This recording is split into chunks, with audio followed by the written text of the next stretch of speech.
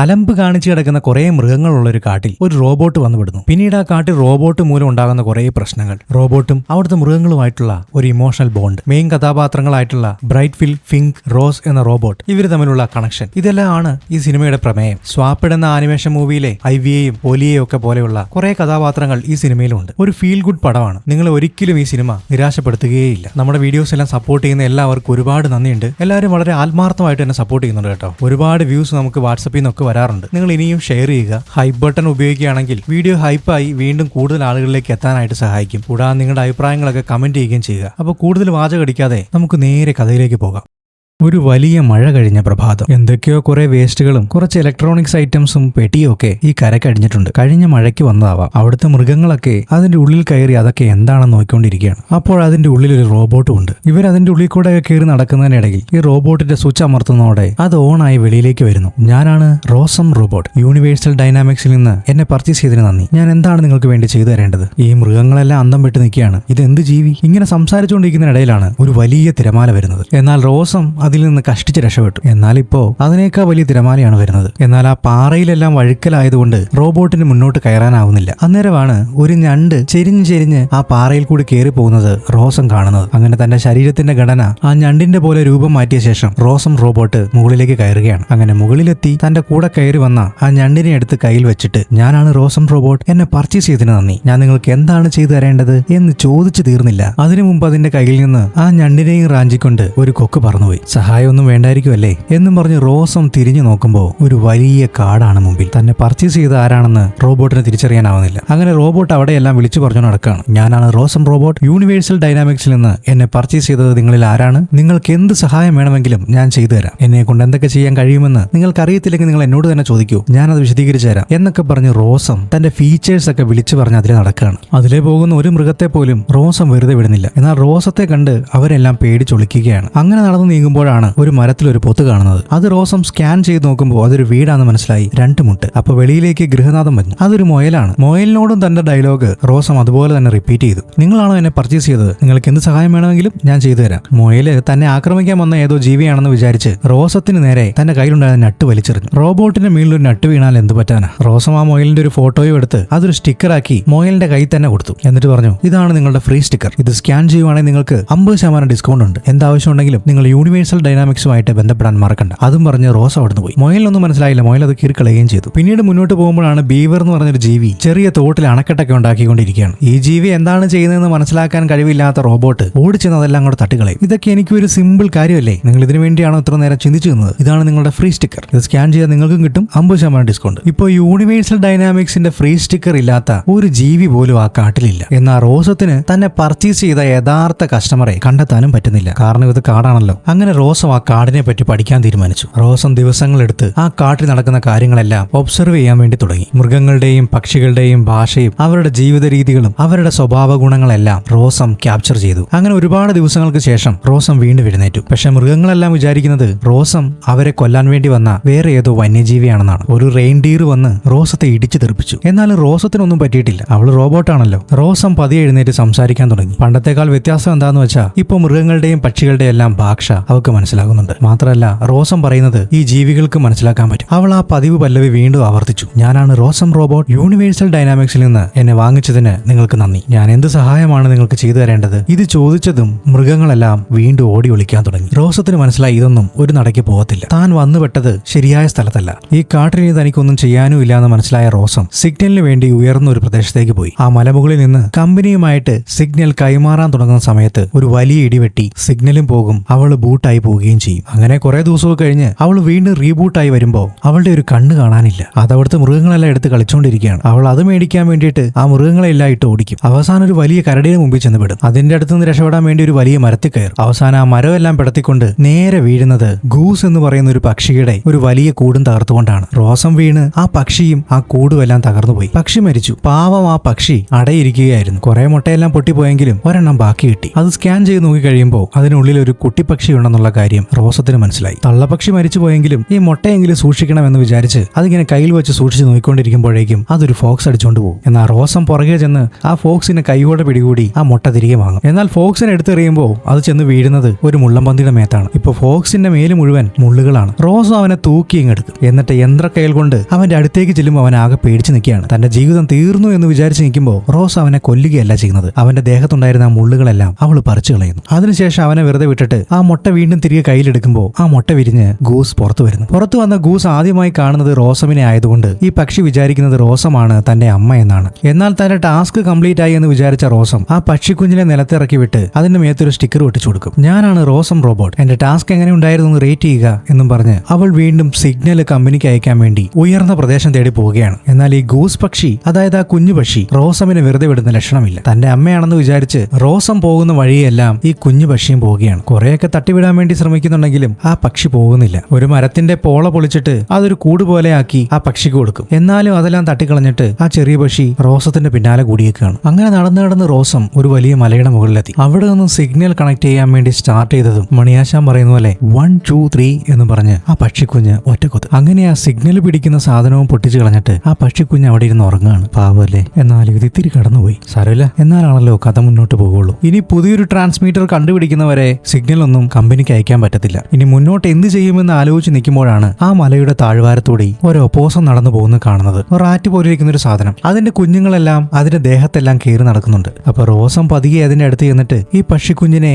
ആ ഒപ്പോസത്തിന്റെ മേത്തേക്ക് ഇടും. എന്നാൽ ഈ പക്ഷിക്കുഞ്ഞിനെ കണ്ടിട്ട് ഈ കുട്ടികളെല്ലാം പേടിക്കുകയാണ്. ഇതെല്ലാം നോക്കി കാണുന്ന റോബോട്ടിനെ കണ്ട് അവരെ ആക്രമിക്കാൻ വേണ്ടി വന്ന ഏതോ വലിയ ജീവിയാണെന്ന് വിചാരിച്ച് അവരെല്ലാം ചത്തപോലെ അഭിനയിക്കുകയാണ്. ഈ അമ്മ പറഞ്ഞു കൊടുത്തേക്കുന്നതാണ് മറ്റു ജീവികളെല്ലാം ആക്രമിക്കാൻ വന്നു കഴിഞ്ഞാൽ ചത്തപോലെ അഭിനയിക്കണമെന്ന്. പക്ഷെ പലർക്കും അഭിനയത്തിൽ പ്രാവീണ്യമില്ല എന്ന് തോന്നുന്നു. ചിലരുടെ അഭിനയം ഒന്നും ശരിയാകുന്നില്ല. അവരങ്ങോട്ടും ഇങ്ങോട്ടും കുറ്റപ്പെടുത്തിക്കൊണ്ട് നിൽക്കുമ്പോഴേക്കും റോസം അങ്ങോട്ട് വന്ന് കാര്യം പറയുന്നു. അപ്പോഴാണ് ഈ ഒപ്പോസത്തിന് കാര്യങ്ങൾ മനസ്സിലായത്. അങ്ങനെ ഒപ്പോസം കുറച്ച് കാര്യങ്ങളൊക്കെ പറഞ്ഞ് നമ്മുടെ റോബോട്ടിനെ മനസ്സിലാക്കുകയാണ്. അതായത് ഈ പക്ഷിക്കുഞ്ഞ് ആദ്യമായിട്ട് കണ്ടത് ഈ റോബോട്ടിനെ ആയതുകൊണ്ട് റോബോട്ടാണ് തന്റെ അമ്മ എന്നാണ് അത് വിചാരിച്ചിരിക്കുന്നത്. അതിനെ അങ്ങനെ പെട്ടെന്നൊന്നും മാറ്റാൻ പറ്റത്തില്ല. മാത്രമല്ല ഇനി അതിനെ പറക്കാൻ പഠിപ്പിക്കണം, നീന്താൻ പഠിപ്പിക്കണം, ഭക്ഷണം കൊടുക്കണം. അടുത്ത വിന്ററിന് മുമ്പായിട്ട് ഇതെല്ലാം പൂർത്തീകരിച്ച് മറ്റ് ഗൂസ് പക്ഷികളുടെ കൂടെ ഇവനെ ദേശാടനത്തിന് പറഞ്ഞയക്കാൻ വേണം. അതാണ് റോസത്തിനുള്ള ടാസ്ക് എന്ന് ഈ ഒപ്പോസം പറയുന്നതോടുകൂടി റോസത്തിന്റെ യൂണിവേഴ്സിലേക്കുള്ള പോക്ക് മാറ്റിവെച്ച് താൽക്കാലികമായിട്ട് ആ ടാസ്ക് കംപ്ലീറ്റ് ചെയ്യാൻ വേണ്ടി റോസം ആ കാട്ടിൽ വീണ്ടും തുടരുകയാണ്. അവള് വിചാരിക്കുന്നതെല്ലാം വളരെ സിമ്പിൾ പരിപാടിയാണെന്നാണ്. കുറച്ച് ഭക്ഷണം കൊടുക്കണം, നീന്താൻ പഠിപ്പിക്കണം, പറത്തി വിടണം, ഇത്രയൊക്കെയല്ലേ ഉള്ളൂ. ഇതൊക്കെ റോബോട്ടിന് ബേസിക് ആയിട്ട് പഠിപ്പിക്കാൻ കഴിയുന്ന കാര്യങ്ങളെ ഉള്ളൂ എന്ന് വിചാരിച്ച് അവൾ അതെല്ലാം ശ്രമിക്കുന്നുണ്ട്. വലിയ പഴങ്ങളൊക്കെ പറിച്ച് ആ കുഞ്ഞു പക്ഷിയുടെ അണ്ണാക്കിലേക്ക് തള്ളി കൊടുക്കാൻ നോക്കുന്നുണ്ട്. അവിടെയുണ്ടോ? ഇല്ല. അതുപോലെ ഒരു വലിയ കുളത്തിൽ കൊണ്ടുപോയിട്ട് നീന്തിക്കോ എന്നും പറഞ്ഞ് അവനെ തള്ളിവിടുന്നുണ്ട്. അതിന് നീന്താൻ അറിയോ? ഇല്ല. അങ്ങനെ തന്നെ ടാസ്ക് എല്ലാം പെരുവഴിയിലായിരിക്കുന്ന സമയത്താണ് ആ ഫോക്സ് അങ്ങോട്ട് വരുന്നത്. നമ്മൾ ആദ്യം കണ്ടില്ലേ ആ ഫോക്സ് തന്നെ. അവൻ വന്നിട്ട് പറയും, ഹേയ് റോസം, ഞാനാണ് ഫിങ്ക്. ഈ ഗൂസിനെ ഓരോ കാര്യങ്ങൾ പരിശീലിപ്പിക്കുന്നതിലൊക്കെ ഏറ്റവും പ്രാവീണ്യമുള്ള ആളാണ് ഞാൻ. അവനെ എന്റെ കയ്യിലേക്ക് വിട്ടാരെ, ഞാൻ അവനെ പഠിപ്പിച്ചോളാം. അപ്പൊ റോസം പറയും, നിന്നെ അങ്ങനെ അങ്ങ് കണ്ണു അടച്ച് വിശ്വസിക്കാനൊന്നും പറ്റത്തില്ല. നീ ആദ്യം എന്റെ കയ്യിൽ നിന്ന് മുട്ടയടിച്ചുകൊണ്ട് പോയവനല്ലേ, നിന്നെ ഞാൻ അങ്ങനെ വിശ്വസിക്കാനാ? അവൻ പറയും, ഞാൻ അങ്ങനെ ആദ്യം ചെയ്തേ ഉള്ളൂ, അത് വെറുതെ ഒരു തമാശക്ക് കാണിച്ചല്ലേ, ഇനി അങ്ങനെയൊന്നും ഉണ്ടാവില്ല. ധൈര്യമായിട്ട് അവൻ എന്റെ മുമ്പിലേക്ക് വിട്ടു, ഞാൻ അവനെ തിന്നതൊന്നുമില്ല. ഇത് പറഞ്ഞതും റോസം ആ പക്ഷിക്കുഞ്ഞിനെ അവന്റെ മുമ്പിലേക്ക് ഇട്ട് കൊടുക്കും. അപ്പൊ ഫിങ്ക് പറയും, നീ എന്താ ഇങ്ങനെ? അപ്പോഴേക്കും എന്നെ വിശ്വസിച്ചോ? ഞാൻ ഇവനെ എങ്ങാനും തിന്നാലോ? കാരണം ഞങ്ങൾ ജന്മശത്രുക്കളല്ലേ. നീ അപ്പോഴേക്കും എന്നെ അങ്ങ് വിശ്വസിച്ചോ? ആ, എനിക്കിപ്പോ കാര്യങ്ങൾ മനസ്സിലായി. എന്ത് പറഞ്ഞാലും നീ അങ്ങ് വിശ്വസിക്കും. ആ ഒരു ടൈപ്പാണല്ലേ നീ. റോസവും അത് സമ്മതിച്ചു. അങ്ങനെ റോസവും ഫിങ്കും ചേർന്ന് ആ കുട്ടി ഗൂസിനെ പരിശീലിപ്പിക്കാൻ തുടങ്ങുകയാണ്. ആദ്യം അതിനെ കഴിക്കാൻ വേണ്ടി പഠിപ്പിക്കണം. കുട്ടി ഗൂസിന് ഭക്ഷണം തേടി കണ്ടുപിടിച്ച് കഴിക്കാനുള്ള പരിശീലനമാണ് കൊടുക്കുന്നതെങ്കിലും ഫിങ്ക് അതെല്ലാം മുതലാക്കുകയാണ്. അവൻ ഇഷ്ടപ്പെട്ട ഭക്ഷണമൊക്കെയാണ് അവൻ റോസത്തെ കൊണ്ടുണ്ടാക്കിപ്പിക്കുന്നത്. അങ്ങനെ അതെല്ലാം കഴിച്ച് അവന്റെ വയറെല്ലാം വീർത്തു. അതെല്ലാം കഴിഞ്ഞിട്ട് അവസാനമായി കഴിയുമ്പോൾ അവൻ ആ മണ്ണിൽ നഖം കൊണ്ടൊരു വര അങ്ങ് വരയ്ക്കും. അപ്പൊ അതിൽ നിന്ന് കുറെ മണ്ണിരകൾ പൊങ്ങി വരും. അത് നമ്മുടെ കുട്ടി ഗൂസിന് കഴിക്കാനും കൊടുക്കും. ഒരു തരത്തിൽ പറഞ്ഞാൽ കിട്ടിയ അവസരം മുതലാക്കുകയാണ് എന്ന് വേണമെങ്കിൽ പറയാം. അങ്ങനെ ഇവര് പരിശീലനം കൊടുക്കുന്നതിന്റെ ഇടയിലാണ് റോസം ഫിങ്കിന്റെ അടുത്ത് കാര്യങ്ങൾ പറയുന്നത്. താൻ ആ ബീറിന്റെ ആക്രമണത്തിൽ നിന്ന് രക്ഷപ്പെട്ട് നേരെ ചെന്ന് വീണത് ഈ ഗൂസിന്റെ കൂടും തകർത്തുകൊണ്ടാണ്. ആ ഗൂസിന്റെ അമ്മ മരിച്ചുപോയി, കുറെ മുട്ടകളും പൊട്ടിപ്പോയി. അതിൽ നിന്ന് കിട്ടിയതാണ് ഈ കുട്ടി ഗൂസിനെ. അപ്പൊ ഫിങ്ക് പറയും, നീ കുറച്ച് പതുക്കെ പറ, നീയാണ് ഇവന്റെ അമ്മ എന്ന് ഓർത്താണ് ഈ കുട്ടി ഗൂസ് ഇരിക്കുന്നത്. ഇനി അത് അങ്ങനെയല്ല എന്ന് അറിഞ്ഞു കഴിഞ്ഞാൽ വലിയ പ്രശ്നം ഉണ്ടാകും. അതുകൊണ്ട് തൽക്കാലം നീ ഇതൊന്നും പറയാൻ നിൽക്കണ്ട എന്ന് പറയും. റോസും അതിന് സമ്മതിക്കും. അങ്ങനെ ഈ പരിശീലനത്തിന്റെ ഇടയിലാണ് തൊരപ്പൻ കൊച്ചുണ്ണിയെ ഫിങ്ക് റോസത്തിന് പരിചയപ്പെടുത്തുന്നത്. അതിന്റെ പേര് വേറെന്തോ ആണ്, അത് ഞാൻ ഓർക്കുന്നില്ല. അതുകൊണ്ടാണ് അവനെ തൊരപ്പൻ കൊച്ചുണ്ണി എന്ന് ഞാൻ പേരിട്ടത്. വേറൊന്നുമല്ല, അവന്റെ പരിപാടി എന്ന് പറഞ്ഞാൽ ആ വനത്തിലുള്ള ഏറ്റവും വലിയ മരം തുറന്നു മറച്ചിടുക എന്നുള്ളതാണ്. ആ മരം എന്ന് മാത്രമല്ല, പുള്ളി ഏത് വലിയ മരം കണ്ടാലും അതെല്ലാം തുറന്നു വീഴിക്കും. ഈ മരത്തിന്റെ പണി തുടങ്ങിയിട്ട് കുറെ നാളായെങ്കിലും അതിന്റെ പകുതി പോലും എത്തിയിട്ടില്ല. കാണുന്നവരൊക്കെ പുള്ളിനെ കളിയാക്കും. പക്ഷെ പുള്ളി അതൊന്നും മൈൻഡ് ചെയ്യാതെ വീണ്ടും തുറന്നുകൊണ്ടിരിക്കുകയാണ്. അങ്ങനെ ഈ തൊരപ്പൻ കൊച്ചുണ്ണിയുടെ വീട് മാതൃകയാക്കിയിട്ട് ഫിങ്ക് ഗൂസിനാണെന്നും പറഞ്ഞ് റോസത്തെ കൊണ്ട് ഒരു വീട് വെപ്പിക്കുകയാണ്. അതായത് ഒരു ഗുഹ പോലെയുള്ള ഒരു വീട്. കുറെ മരങ്ങളൊക്കെ അടുക്കിയാണ് ഇതുണ്ടാക്കുന്നത്. അപ്പൊ റോസത്തിനെ സഹായിക്കാൻ വേണ്ടിയിട്ട് കുട്ടി ഗൂസ് തനിക്കാവുന്ന രീതിയിലുള്ള ചെറിയ കമ്പുകളൊക്കെ പിറക്കി കൊടുക്കുന്നുണ്ട്. അതൊന്നും അവോയ്ഡ് ചെയ്യാതെ റോസം താൻ വെക്കുന്ന കമ്പുകളുടെ കൂടെ ആ ചെറിയ കമ്പും വെക്കുന്നുണ്ട്. ഇതൊക്കെ കാണുമ്പോൾ കുട്ടി ഗൂസിന് ഒരുപാട് സന്തോഷമാകും. അങ്ങനെ അവരുടെ വീടിന്റെ പണിയെല്ലാം കഴിഞ്ഞു. ഫിങ്കും കുട്ടി ഗൂസും റോസത്തിനെ റോസ് എന്നാണ് വിളിക്കുന്നത്. ഈ കുട്ടി ഗൂസിന് ഒരു പേര് വെക്കണം. ആദ്യം റോസം അവന് കുറെ നമ്പറൊക്കെ ഉള്ള പേരാണ് കണ്ടെത്തുന്നത്. റോസം ഒരു റോബോട്ട് ആണല്ലോ. എന്നാൽ ഫിങ്ക് പറയും അങ്ങനത്തെ നമ്പറുകളൊന്നുമുള്ള പേര് വേണ്ട, വളരെ നോർമൽ ആയിട്ട് ഒരു ഓർഡിനറി ആയിട്ടുള്ള പേര് മതി. അങ്ങനെ അവസാനം കുട്ടി ഗൂസിന് ബ്രൈറ്റ് ബിൽ എന്ന പേരിടും. അങ്ങനെ വലിയ മഴയുള്ള രാത്രി ഇടിയും മിന്നുന്നുണ്ട്. ഇടി വെട്ടുന്ന ശബ്ദവും കേട്ടിട്ട് ഈ ബ്രൈറ്റ് ബില്ലിന് ഉറങ്ങാൻ പറ്റുന്നില്ല. അപ്പോ ഫിങ്ക് പറയും റോസത്തിനോടൊരു കഥ പറഞ്ഞു കൊടുക്കാൻ. എന്നാൽ റോസത്തിന് കഥയൊന്നും അറിയത്തില്ലല്ലോ. അവസാനം കഥ എങ്ങനെ പറഞ്ഞു കൊടുക്കാം, കഥ പറഞ്ഞ് എങ്ങനെ കുട്ടിയെ ഉറക്കാം എന്നൊക്കെ ഫിങ്ക് പറഞ്ഞു കൊടുക്കുകയാണ്. അങ്ങനെ ബ്രൈറ്റ് ബില്ലിന് വേണ്ടി നക്ഷത്രങ്ങളിൽ നിന്നെല്ലാം ഇറങ്ങി വന്ന ഒരു സ്നേഹനിധിയായ അമ്മയുടെ കഥയാണ് അവൻ പറയുന്നത്. ഈ അമ്മ വേറെ ആരുമല്ല, നമ്മുടെ റോസം തന്നെയാണ്. അങ്ങനെ കഥയെല്ലാം പറഞ്ഞു തീർന്നു. കുട്ടി ബ്രൈറ്റ് ബിൽ ഉറങ്ങുകയും ചെയ്തു. റോസം ചോദിക്കും നിനക്ക് എങ്ങനെ ഈ കഥ പറയാൻ പറ്റി? ഇതൊരു ലവ് സ്റ്റോറി ആണല്ലോ. നിന്റെ കയ്യിരിപ്പൊക്കെ വെച്ചിട്ട് നീയും സ്നേഹവും ഒക്കെ ആയിട്ട് എന്താണ് ബന്ധം? അപ്പൊ ഫിങ്ക് പറയും ഞാൻ എന്റെ സ്നേഹമൊന്നും പുറത്ത് കാണിക്കുന്നില്ലെങ്കിലും എനിക്ക് അതിനെപ്പറ്റി പറയാൻ പറ്റും. ആളുകളെ സ്നേഹിക്കാനൊക്കെ എനിക്കും പറ്റും. ചിലരും അങ്ങനെയല്ലേ, പുറമേ കാണുന്ന പോലെയൊന്നും അല്ല ഉള്ളിൽ. ഒരു നല്ല മെലഡി ലവ് സോങ് കേട്ട് കഴിഞ്ഞാൽ ഇല്ലാത്ത കാമുകീനെ ഓർത്ത് റൊമാൻറ്റിക് ആയിട്ടിരിക്കുന്ന ആൾക്കാരാണ് നമ്മൾ ഈ പലരും. പ്ലീസ് നോട്ട്, ഞാൻ അതിൻ്റെ അകത്തില്ല കേട്ടോ. എന്തായാലും കഥയെല്ലാം കേട്ട് കുട്ടി ഉറങ്ങി. റോസിന്റെ തോളി കിടന്നിട്ടാണ് ബ്രൈറ്റ് ബിൽ ഉറങ്ങുന്നത്. അവന്റെ മടിയിൽ കിടന്നാണ് ഫിങ്കു ഉറങ്ങുന്നത്. അങ്ങനെ വളരെ കുറഞ്ഞ സമയം കൊണ്ട് ഇവര് മൂവരും തമ്മിലുള്ള ബോണ്ടിങ് അത് വളരെ ഡീപ്പായി. ഫിങ്കിനിപ്പോ ഈ കുട്ടി ഗൂസിനെ ശാപ്പാടാക്കണമെന്നൊന്നുമില്ല. അവര് നല്ല സുഹൃത്തുക്കളായി, ബന്ധുക്കളായി അവരങ്ങനെ ജീവിച്ചു പോവുകയാണ്. അങ്ങനെ കുട്ടി ഗൂസ് വളർന്ന് വളർന്ന് വലിയ ഗൂസായി. ഇതാണ് ഇപ്പോഴത്തെ ബ്രൈറ്റ് ബിൽ. അവൻ ഈ റോബോട്ടിന്റെ കൂടെ വളർന്നുകൊണ്ട് റോബോട്ടിന്റെ എല്ലാ സ്വഭാവവും അവന് കിട്ടിയിട്ടുണ്ട്. ഒരു പുതിയൊരു മൃഗത്തെ കണ്ടു കഴിഞ്ഞാൽ അവൻ സ്കാൻ ചെയ്തിട്ട് കൊള്ളാം, എനിക്ക് പറ്റിയൊരു കൂട്ടുകാരനെ കിട്ടിയിട്ടുണ്ട്, ഹലോ നിങ്ങൾക്ക് എന്റെ ഫ്രണ്ട് ആകാമോ എന്നൊക്കെ ചോദിച്ച് അതിന്റെ അടുത്തേക്ക് ചെല്ലുമ്പോൾ അത് പേടിച്ച് ഓടുകയാണ്. ഇവനെ നീന്താൻ പഠിപ്പിക്കുമ്പോൾ മറ്റ് ഗൂസുകൾ നീന്തുന്ന പോലെയൊന്നും അല്ല ബ്രൈറ്റ് ബില്ല് നീന്തുന്നത്. വെള്ളത്തിൽ ചിറകൊക്കെ ഇട്ടടിച്ചാണ് അവൻ മുന്നോട്ട് പോകുന്നത്. അവന് സഹായിക്കാൻ വേണ്ടിയിട്ട് റോസത്തിന്റെ കയ്യിലുള്ള ഒരു പാർട്ടും അവന്റെ കൂടെ അയക്കുന്നുണ്ട്. ബ്രൈറ്റ് ബില്ലിനെ നീന്താൻ സഹായിക്കാൻ വേണ്ടിയിട്ടും അവൻ എന്തെങ്കിലും അപകടം പറ്റുന്നുണ്ടോ എന്നൊക്കെ അറിയാൻ വേണ്ടിയിട്ടുമാണ് ആ കൈയുടെ പാർട്ട് അയക്കുന്നത്. അങ്ങനെ ബ്രൈറ്റ് ബിൽ നീന്തി മുന്നോട്ട് ചെന്ന് കഴിയുമ്പോൾ അവിടെ കുറെ ഗൂസുകൾ നിൽക്കുന്ന കാണാം. അവരുടെ അടുത്ത് ചെന്നിട്ട് ചെങ്ങാത്തം കൂടാനൊക്കെ ശ്രമിക്കുന്നുണ്ടെങ്കിലും ഈ റോബോട്ടിന്റെ കൂടെ വളർന്നുകൊണ്ട് അവരുടെ കൂടെ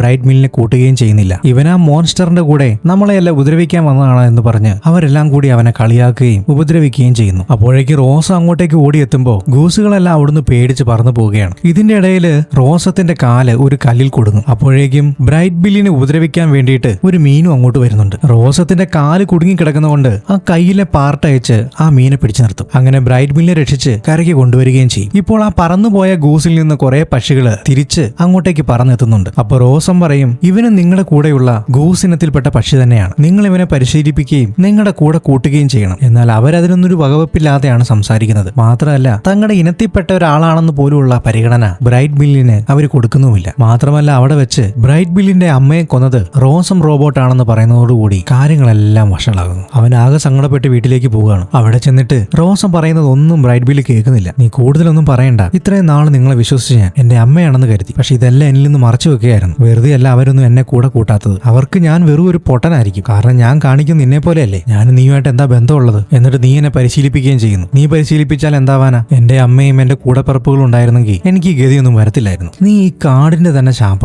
വെറുതെ എന്നെയും കൂടെ ഉപദ്രവിച്ചു, ഇനി നമ്മൾ തമ്മിലൊന്നുമില്ല എന്നൊക്കെ പറഞ്ഞ് ബ്രൈറ്റ് ബില്ലിന്റെ സങ്കടവും ദേഷ്യവും എല്ലാം റോസത്തിനടുത്ത് തീർക്കുകയാണ്. അതെല്ലാം കഴിഞ്ഞ് പിറ്റേ ദിവസം റോസം ഇങ്ങനെ നടന്നു പോയിക്കൊണ്ടിരിക്കുമ്പോൾ ഒരു കടൽക്കരയിൽ നിന്ന് വേറെ കുറെ പെട്ടികൾ കിട്ടും. അതിനകത്ത് റോസത്തെ പോലെ തന്നെയുള്ള കുറെ റോബോട്ടുകളും ഉണ്ട്. അതിൽ നിന്നൊരു റോബോട്ടിനെ ഓൺ ആക്കി അതിനോട് കമ്മ്യൂണിക്കേറ്റ് ചെയ്യുമ്പോഴാണ് റോസത്തിന് കുറെ കാര്യങ്ങൾ മനസ്സിലാകുന്നത്. യൂണിവേഴ്സൽ ഡൈനാമിക്സ് എന്ന് പറയുന്ന കമ്പനി മനുഷ്യരുടെ പണികൾ എളുപ്പമാക്കാനും അവരെ സന്തോഷിപ്പിക്കാനും വേണ്ടിയിട്ടാണ് ഒരു കുടുംബത്തിന് ഒരു റോബോട്ട് എന്ന രീതിയിൽ ഈ റോസം റോബോട്ടുകളെ വികസിപ്പിച്ചെടുത്തത്. അതിലെ ഒരു വലിയ പാക്ക് മറ്റൊരിടത്തേക്ക് അയക്കുന്നതിനിടയിൽ ആ വലിയ കൊടുങ്കാറ്റിൽപ്പെട്ട് അവരുടെ സ്പേസ് ഷിപ്പ് തകർന്ന് ആ റോബോട്ടുകളെല്ലാം കുറെ ഇവിടെ വീണതാണ്. താൻ ഏറ്റെടുത്തിരിക്കുന്ന ടാസ്കും ബ്രൈറ്റ് ബില്ലിനെ പഠിപ്പിക്കുന്ന കാര്യങ്ങളും എല്ലാം ഈ റോബോട്ടുമായിട്ട് ഷെയർ ചെയ്യുന്നുണ്ട്. അത് മാത്രമല്ല വളരെ വിയേർഡ് ആയിട്ടുള്ള അനുഭവം തനിക്കുണ്ടെന്നും പറയുന്നു. കാരണം ഇപ്പോൾ ബ്രെയിൻ വെച്ചിട്ട് മാത്രമല്ല റോസം തിങ്ക് ചെയ്യുന്നത്, തന്റെ മൈൻഡ് വെച്ചും കൂടി തിങ്ക് ചെയ്യുന്നുണ്ട്. അതായത് സാധാരണ മൃഗങ്ങളും മനുഷ്യരും ഒക്കെ ചെയ്യുന്ന പോലെ എന്തോ ഒരു ഫീലിംഗ് തന്റെ ഉള്ളിലായിട്ടുള്ള പോലെ റോസത്തിന് തോന്നുന്നുണ്ട്. അത് ഈ റോബോട്ടിനോട് ഷെയർ ചെയ്ത് കഴിയുമ്പോൾ ആ റോബോട്ട് ചെക്ക് ചെയ്ത് കഴിയുമ്പോഴാണ്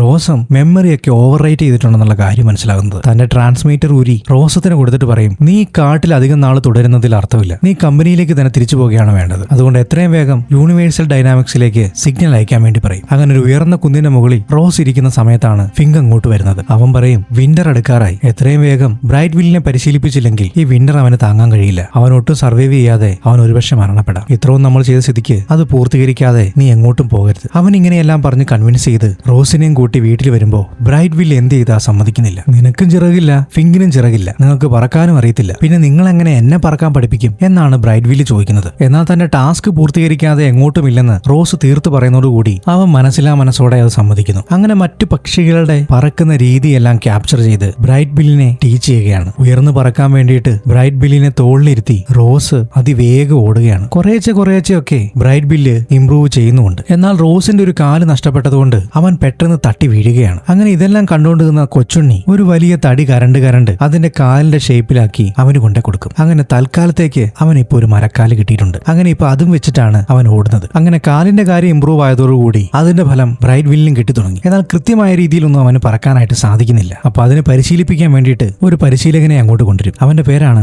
തണ്ടർ ബോൾട്ട്. അങ്ങനെ തണ്ടർ ബോൾട്ടിന്റെ സഹായത്തോടു കൂടി വളരെ ഉയരത്തിൽ പറക്കാനും തലകീഴായി പറക്കാനും അപകടങ്ങളുടെ എല്ലാം ഇടയ്ക്കൂടി പറക്കാനും അങ്ങനെ ഒരു വിധത്തിലുള്ള എല്ലാ കാര്യങ്ങളും നമ്മുടെ ബ്രൈറ്റ് വില്ല് പഠിച്ചെടുത്തു. വളരെ വേഗം തന്നെ ഇതെല്ലാം മുകളിൽ നിന്ന് ഒരാൾ കാണുന്നുണ്ടായിരുന്നു. ദൈവമല്ല, ഇവരുടെ കൂടെ ഉണ്ടായിരുന്ന ഒരു ഗൂസ്. അതിന്റെ പേര് ലോങ് നെക്ക്. അതായത് ഇനി വരാൻ പോകുന്ന വിന്ററിൽ ഇവര് മൈഗ്രേഷൻ ചെയ്യുന്ന സമയത്ത് ഇവരെയെല്ലാം ലീഡ് ചെയ്യുന്ന ആള് ഈ ലോങ് നെക്ക് ആണ്. പുള്ളിക്ക് മറ്റു ഗൂസുകൾക്കുള്ള പോലെയുള്ള വിരോധമൊന്നും ബ്രൈറ്റ് ബില്ലിനോടില്ല. പുള്ളി എല്ലാരെയും ഒരേപോലെയാണ് കാണുന്നത്. അങ്ങനെ ലോങ് നെക്ക് പറയും, ഇനി ഈ മൈഗ്രേഷന് വെറും ഒരാഴ്ച മാത്രമേ ഉള്ളൂ. അതുകൊണ്ട് സർവൈവ് ചെയ്യാൻ വേണ്ടിയിട്ടുള്ള എല്ലാ ടിപ്പുകളും ബ്രൈറ്റ് വില്ലിന് പറഞ്ഞു കൊടുക്കണം. അങ്ങനെ ഫിങ്കും റോസും കൂടി കുറച്ച് കഠിനമായിട്ടുള്ള പ്രാക്ടീസുകൾ ബ്രൈറ്റ് വില്ലിന് കൊടുക്കുകയാണ്. ചിറകിന്റെ മുകളിൽ കല്ല് വെച്ചുള്ള എക്സസൈസും ഉയരത്തിലൂടെ പറന്നുപോയി നിലത്തിറങ്ങാതെ ഭക്ഷണം കഴിക്കാനുള്ള ട്രിക്കും അതേപോലെ തന്നെ വലിയ ഭാരം വലിച്ചുകൊണ്ട് നീന്താനും പറക്കാനുമുള്ള കഴിവുകൾ നേടുന്നതിനായിട്ട് പലതരത്തിലുള്ള പ്രാക്ടീസുകൾ കൊടുക്കുന്നു. അങ്ങനെ പ്രാക്ടീസുകളെല്ലാം പൂർത്തിയാക്കി ഇപ്പോൾ മൈഗ്രേഷന് തയ്യാറെടുക്കുകയാണ്. ഈ ഗൂസിന്റെ കൂട്ടത്തിൽ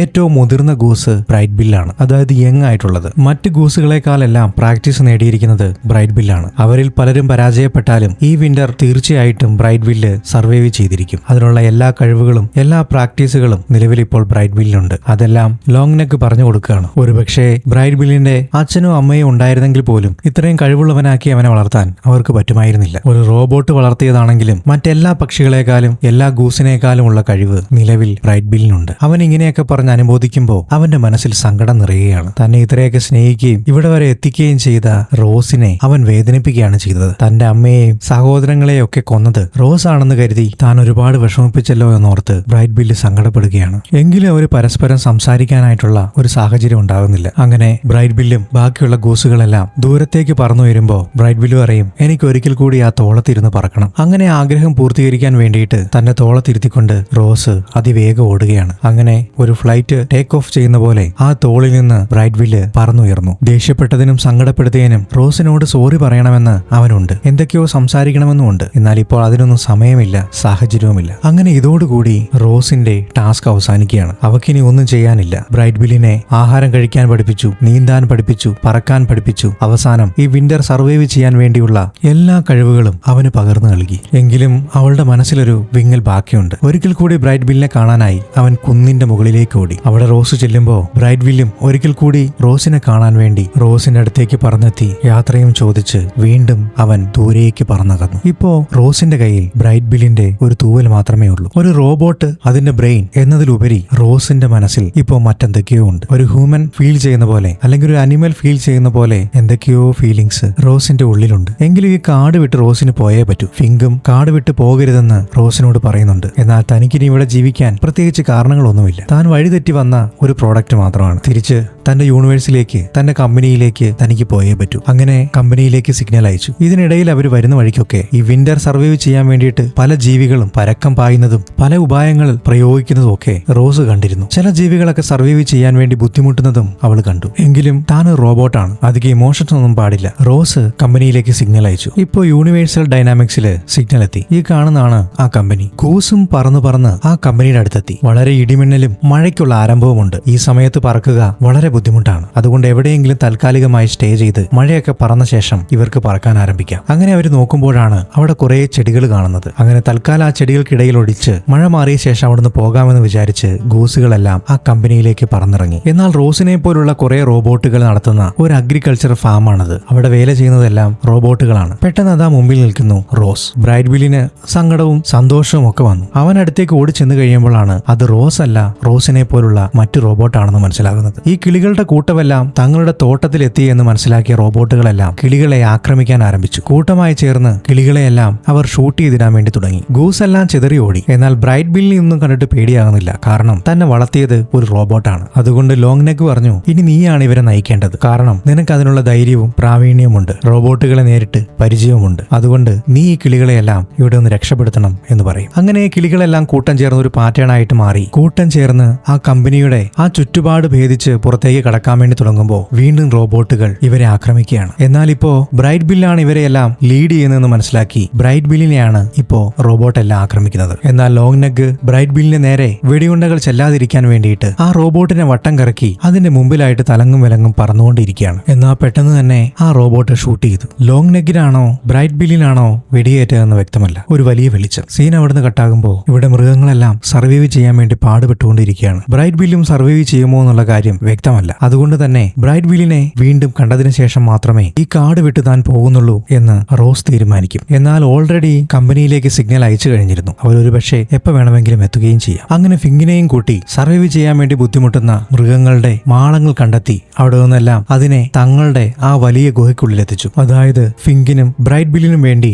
റോസ് പണി കഴിപ്പിച്ച ആ വീട്ടിൽ. അങ്ങനെ ഒരുപാട് മൃഗങ്ങൾ ഇപ്പോ ആ വീട്ടിനുള്ളിലുണ്ട്. ഇരയും വേട്ടക്കാരനും എല്ലാം ഒരു വലിയ വീട്ടിൽ തന്നെ. മൃഗങ്ങൾ അങ്ങോട്ടും ഇങ്ങോട്ടും ആക്രമിക്കാൻ തുടങ്ങി. ഈ സമയത്ത് റോസിന്റെ ചാർജ് എല്ലാം തീർന്ന് റോസ് ഒരു സൈഡിലായി. ഇനി സ്പ്രിംഗ് ആയി സൺലൈറ്റ് ഏറ്റാൽ മാത്രമേ അവന് റീചാർജ് ചെയ്യാൻ പറ്റുള്ളൂ. ഇങ്ങനെ ഇവരെല്ലാം കിടന്ന് കടി കൂടുന്ന കണ്ടിട്ട് ഫിങ്ക് അവരോടെല്ലാം നിശബ്ദരായിരിക്കാൻ വേണ്ടി പറയുന്നു. എന്നാൽ ആരും കേട്ട ഭാവം പോലും നടിക്കുന്നില്ല. അവൻ വീണ്ടും വീണ്ടും ഒച്ചയിട്ടു. ആരും കേട്ടില്ല. അവസാനം മൃഗങ്ങളിൽ ഒരാള് ആരോടും ബഹളം ഉണ്ടാക്കാതിരിക്കാൻ പറഞ്ഞു. പെട്ടെന്ന് നിശബ്ദമായി. ഫിങ്ക് പറഞ്ഞു, നിങ്ങൾക്ക് ആർക്കും എന്നെ ഇഷ്ടമല്ലായിരിക്കും. നിങ്ങളുടെ പലരുടെയും ശത്രുവാണ് ഞാൻ. നമ്മളിവിടെയുള്ള പലരും പലരുടെയും ശത്രുക്കളാണ്. നമ്മൾ അങ്ങോട്ടും ഇങ്ങോട്ടും ഭക്ഷണമാക്കിയൊക്കെയാണ് ജീവിക്കുന്നത്. എന്നാൽ ഈ സ്പ്രിംഗ് വരുന്ന കാലയളവ് വരെ, ഈ വിന്റർ നമുക്ക് സർവൈവ് ചെയ്യണമെങ്കിൽ നമ്മൾ അന്യോന്യം സഹകരിച്ചേ പറ്റത്തുള്ളൂ. നമ്മൾ അങ്ങോട്ടും ഇങ്ങോട്ടും കൊന്നു തിന്നാനും ആക്രമിക്കാനും തുടങ്ങിയാൽ നമ്മൾ എല്ലാവരും പരാജയപ്പെടും. ഈ കാടിനും നമ്മുടെ പരസ്പരമുള്ള മുന്നോട്ടുള്ള ജീവിതത്തിനും നമ്മളെല്ലാം ഒരുമിച്ച് നിന്നേ പറ്റത്തുള്ളൂ. ഇതിനെല്ലാം കാരണം നിങ്ങൾ മോൺസ്റ്റർ എന്ന് പറയുന്ന, നിങ്ങൾ കാണുമ്പോൾ പേടിച്ചോടുന്ന, നിങ്ങൾ ഭയക്കുന്ന ഈ റോസാണ്. റോസ് ഇല്ലായിരുന്നെങ്കിൽ നിങ്ങളൊന്നും ഇവിടെ എത്തില്ലായിരുന്നു. ഇതിൽ പലരും മരണപ്പെട്ടു പോയേനെ. ഇപ്പൊ കണ്ടില്ലേ, റോസിന്റെ ചാർജ് എല്ലാം തീരാറായി. ഇനി സ്പ്രിംഗ് വന്നാൽ മാത്രമേ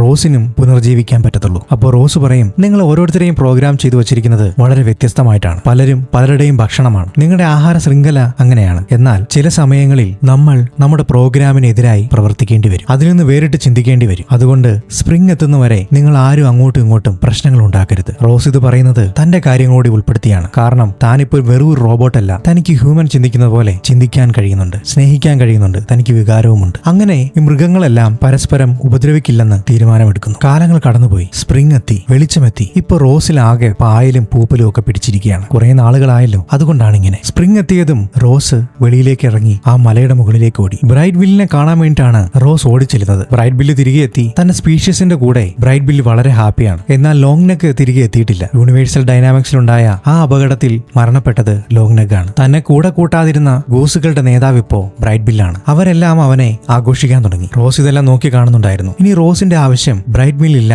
എന്ന് റോസിന് തോന്നി. റോസ് അവനെ ഇനിയും ബുദ്ധിമുട്ടിപ്പിക്കേണ്ട എന്ന് വിചാരിച്ച് അവിടെ നിന്ന് മാറിപ്പോയി. എന്നാൽ തന്നെ കാത്തിരിക്കുകയായിരുന്നു റോസ് എന്നുള്ള കാര്യം ഫിങ്ക് ബ്രൈറ്റ് ബില്ലിനെ അറിയിക്കുന്നു. അങ്ങനെ ബ്രൈറ്റ് ബില്ല് റോസിനെ തേടി അവരുടെ വീട്ടിലെത്തിയെങ്കിലും റോസ് അതിനകം അവിടെ നിന്ന് പോയിരുന്നു. ഇപ്പൊ റോസ് എത്തിയിരിക്കുന്ന സ്ഥലത്തേക്ക് പെട്ടെന്ന് ഒരു സ്പേസ് ട്രിപ്പ് വരികയാണ്. അതിൽ നിന്ന് ഒരു നീരാളി പോലൊരു സാധനം ഇറങ്ങിയിട്ടുണ്ട്. ആ സാധനമാണ് റോസിനെ കൊണ്ടുപോകാൻ വേണ്ടി വന്നേക്കുന്നത്. അതിനെന്തോ പേരുണ്ട്, അത് ഞാൻ ഓർക്കുന്നില്ല. എന്തായാലും നീരാളി റോബോട്ട് എന്ന് വിളിക്കാം. അങ്ങനെ നീരാളി റോബോട്ട് റോസിനെയും കൊണ്ട് ആ ഷിപ്പിനുള്ളിലേക്ക് കയറുമ്പോഴാണ് ഫിങ്ക് താഴേന്ന് വിളിച്ചു കൂവുന്നത്. ബ്രൈറ്റ് ബില്ലിന് നിന്നെ കാണണം, അവന് നിന്നോട് എന്തൊക്കെയോ സംസാരിക്കാനുണ്ടെന്നാണ് പറഞ്ഞത്. അവൻ നിന്നെ കാത്ത് വീട്ടിലിരിപ്പുണ്ടെന്ന് പറയും. ഇത് കേട്ടതും റോസ് സ്പേസ് ഷിപ്പിൽ നിന്ന് നേരെ താഴത്തോട്ട് എടുത്ത് ചാടും. എന്നാൽ നീരാളിയും കൂട്ടരും വന്നേക്കുന്നത് അവനെ പിടിച്ചുകൊണ്ട് പോകാൻ വേണ്ടിയിട്ടല്ലേ. കൂടെ വന്നേക്കുന്നത് വേറെ കുറെ റോബോട്ടുകളുമുണ്ട്. അങ്ങനെ ഇവരെല്ലാം ചേർന്ന് ആ കാടിനെയും റോസിനെയും എല്ലാം ആക്രമിക്കാൻ തുടങ്ങും. എന്നാൽ മൃഗങ്ങളെല്ലാം റോസിന്റെ കൂടെ ചേർന്ന് ഈ റോബോട്ടുകൾക്കെതിരെ പോരാടും. മൃഗങ്ങള് അവരുടെ ആ ശൈലി വെച്ചിട്ടാണ് പോരാടുന്നത്. ഒരുപാട് നേരം ആ റോബോട്ടുകൾക്ക് ഈ മൃഗങ്ങളുടെ മുമ്പിൽ പിടിച്ചു നിൽക്കാൻ കഴിയില്ല. അപ്പോഴേക്ക് ആ നീരാളി ഒരു തന്ത്രം പ്രയോഗിക്കും. പലയിടങ്ങളിലായി ചിതറി നിന്ന് മൃഗങ്ങളോട് പോരാടുന്ന ഈ റോബോട്ടുകളെല്ലാം പൊട്ടിത്തെറിപ്പിക്കും. അങ്ങനെ കാട് മുഴുവൻ തീയായി. റോസിന്റെ കൂടെ കാടും കാട്ടുമൃഗങ്ങളും എല്ലാം ഒരുമിച്ചുണ്ടായിരുന്നിട്ട് പോലും അധിക നേരം പിടിച്ചു നിൽക്കാനായിട്ട് കഴിഞ്ഞില്ല. അവസാനം നീരാളി റോസിനെയും കൊണ്ട് പറന്നുയർന്നു. എന്നാൽ ഈ സമയം ഗൂസുകളെല്ലാം ആ സ്പേസ് ഷിപ്പിന്റെ പുറകെ പോയി. അതിനെ ചുറ്റി വളഞ്ഞ് ആ ഷിപ്പിനെ ആക്രമിച്ച് അതിന്റെ ചില്ലുകളെല്ലാം പൊട്ടിച്ച് അവസാനം ബ്രൈറ്റ് ബിൽ അകത്ത് കടന്നു. ഈ സമയത്ത് റോസിന്റെ മെമ്മറി എല്ലാം ഡിലീറ്റ് ചെയ്ത് തിരികെ കമ്പനിയിലേക്ക് കൊണ്ടുപോകാനുള്ള എല്ലാ ക്രമീകരണങ്ങളും ആ നീരാളി ചെയ്തിരുന്നു. റോസിനെ കണ്ടതും ബ്രൈറ്റ് ബില്ലിന് സങ്കടം സഹിക്കാനായില്ല. അവൻ പറന്ന് അതിനടുത്തെത്തി. അതിന്റെ തോളിൽ കയറി ആ നേരത്തെ കൊച്ചായിരുന്നപ്പോൾ ഉണ്ടായിരുന്ന പോലെ തന്നെ തന്റെ പരാതികളെല്ലാം പറഞ്ഞു. അതൊരു വിപത്ത് മാത്രമായിരുന്നു. നിന്റെ കാരണം കൊണ്ടല്ല എന്റെ അമ്മ കൊല്ലപ്പെട്ടത്. പക്ഷെ ഞാൻ നിന്നെ ഒരുപാട് കുറ്റപ്പെടുത്തി. നീ ഇല്ലായിരുന്നെങ്കിൽ എനിക്ക് പറക്കാനാവുമായിരുന്നില്ല, നീന്താനാവുമായിരുന്നില്ല, ഞാൻ ഇന്ന് കാണുന്ന ഒരു നല്ല ഗൂസ് ആകുമായിരുന്നില്ല. എല്ലാത്തിനും കാരണം നീയാണ്. എനിക്ക് നിന്നെ ഒരുപാട് ഇഷ്ടമാണ് എന്നും പറഞ്ഞ് സ്നേഹത്തോടെ റോബോട്ടിന്റെ മുഖത്തോട് തന്റെ മുഖവും ചേർത്ത് ബ്രൈറ്റ് ബിൽ അങ്ങനെ നിൽക്കുകയാണ്. ഈ സമയത്താണ് ഐ ലവ് യു ടു എന്ന് പറഞ്ഞ് റോസ് ഉണരുന്നത്. ഇതെങ്ങനെ സാധിച്ചു? നിന്റെ മെമ്മറി എല്ലാം ഡിലീറ്റ് ചെയ്തിരുന്നില്ലേ? എന്നാൽ ഇപ്പോ റോസ് ചിന്തിക്കുന്നത് അവന്റെ മെമ്മറിയിൽ നിന്ന് മാത്രമല്ല, അവനിപ്പോ ഒരു മൈൻഡ് ഉണ്ട്. റോസിന്റെ ശരീരത്തിന്റെ ഘടനകളെല്ലാം മാറിക്കഴിഞ്ഞിരിക്കുന്നു. ഈ സമയത്ത് കാട് മുഴുവൻ തീ പടർന്നു പിടിച്ചുകൊണ്ടിരിക്കുകയാണ്. ഇനി അവസാനം നമ്മുടെ തുരപ്പം കൊച്ചുണ്ണിയെ കൊണ്ട് മാത്രമേ കാട് രക്ഷിക്കാൻ പറ്റത്തുള്ളൂ. അവിടുത്തെ മൃഗങ്ങളെല്ലാം ഓടിച്ചെന്ന് കൊച്ചുണ്ണിയോട് കാര്യം പറയും. എന്നാൽ ഇതുവരെ കളിയാക്കിക്കൊണ്ടിരുന്ന ആൾക്കാരെല്ലാം ഇപ്പോ ഒന്ന് സഹായിക്കാൻ പറയുമ്പോൾ കിട്ടിയ അവസരം തുരപ്പം കൊച്ചുണ്ണിയും മുതലെടുത്തു. നിനക്കൊക്കെ ഇത്രയും നാളെ എന്നെ പുച്ഛമല്ലായിരുന്നു. ഇപ്പൊ ഞാൻ ഈ മരം മുറിച്ച് ആ വലിയ നദിക്ക് കുറുകിടണം അല്ലേ? എന്നെ കളിയാക്കിയവന്മാരൊക്കെ എവിടെ? അമ്മാരോടെല്ലാം ഒന്ന് സോറി പറയാൻ പറ,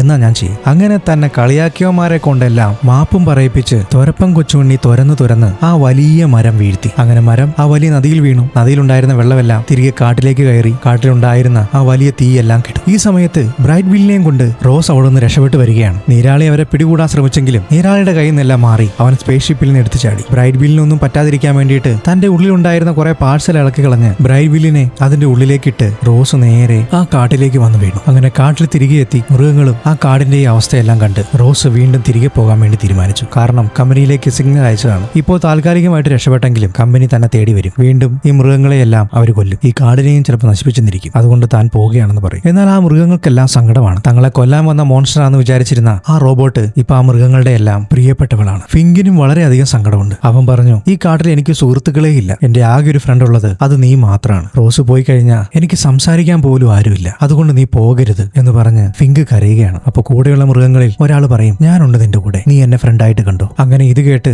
ഓരോ മൃഗങ്ങളും പറയും, എന്നെ ഫ്രണ്ടാക്കിക്കോ, ഞാനും നിന്റെ ഫ്രണ്ടാണ്. അങ്ങനെ മൃഗങ്ങളും ഫിങ്കും റോസും എല്ലാം വളരെ ഹാപ്പിയായി. വളരെ കുറഞ്ഞ സമയം കൊണ്ട് ആ കാടിനെ ഒരുമിപ്പിക്കാൻ റോസിനെ കൊണ്ടായിട്ടുണ്ട്. അങ്ങനെ പോകുന്നതിന് മുമ്പായിട്ട് അവിടെ തകർന്നു കിടന്നിരുന്ന അവരുടെ വീടെല്ലാം റോസ് വീണ്ടും പണിത് കൊടുക്കും. ഓരോ മൃഗങ്ങൾക്കും അവർക്ക് ആവശ്യമുള്ള കാര്യങ്ങളെല്ലാം സഹായങ്ങളെല്ലാം റോസ് ചെയ്തു കൊടുക്കും. അതിനുശേഷം കമ്പനിയിൽ സിഗ്നൽ അയച്ച് അവർ വന്ന് റോസിനെ അവിടുന്ന് കൊണ്ടുപോകും. സമയങ്ങൾ വീണ്ടും കടന്നു പോകുന്നു. വീണ്ടും ഒരു വലിയ വിന്റർ. മൃഗങ്ങളെല്ലാം ആ തണുപ്പിൽ നിന്ന് രക്ഷ നേടാനായിട്ട് റോസ് അവരെ ശീലിപ്പിച്ച പോലെ ആ വലിയ വീട്ടിൽ അവർ വീണ്ടും ഒത്തുകൂടി. പരസ്പരം ആക്രമിക്കാതെ അവരെല്ലാം ആ വിന്റർ ചിലവഴിച്ചു. ഫിങ്ക് അവർക്കെല്ലാം ഒരു വലിയ കഥ പറഞ്ഞു കൊടുക്കുന്നുണ്ട്. അത് നമ്മുടെ റോസിന്റെ കഥയാണ്. മൃഗങ്ങളെല്ലാം അത് കേട്ട് അവിടെ ഉറങ്ങുന്നു. അങ്ങനെ വിന്റർ മൈഗ്രേഷന്റെ ഭാഗമായിട്ട് ബ്രൈറ്റ് വീൽ പറന്ന് വീണ്ടും റോസിന്റെ കമ്പനിയിലെത്തി. അവിടെ ഒരുപാട് റോബോട്ടുകളുണ്ട്. വളരെ പേടിച്ച് ബ്രൈറ്റ് വീൽ ആ റോബോട്ടിന് അടുത്തേക്ക് ചെല്ലുകയാണ്. അപ്പോൾ റോബോട്ട് പറയും, ഞാൻ റോസം 701, പക്ഷേ നീ എന്നെ റോസ് എന്ന് വിളിച്ചാൽ മതി. റോസിന്റെ കൈകളിലിരിക്കുന്ന ബ്രൈറ്റ് വീലിനെയും കാണിച്ച് ദി വൈൽഡ് റോബോട്ട് എന്ന സിനിമ ഇവിടെ അവസാനിക്കുന്നു. മറ്റൊരു സിനിമയുമായി നമുക്ക് വീണ്ടും കാണാം. കഥ ഇഷ്ടപ്പെടുകയാണെങ്കിൽ നിങ്ങളുടെ കൂട്ടുകാർക്ക്